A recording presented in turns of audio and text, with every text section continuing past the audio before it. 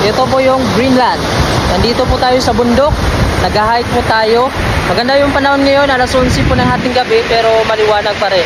Ito po yung view natin mga kabayan. Aakyatin po natin itong bundok. Ito na po yung lugar ng Greenland.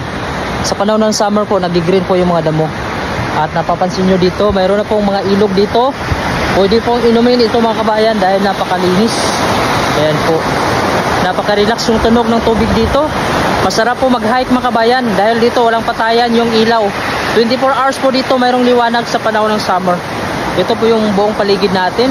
Ayan, napakalinis, napaka-relax at napakatahimik. Pinoy in Greenland po.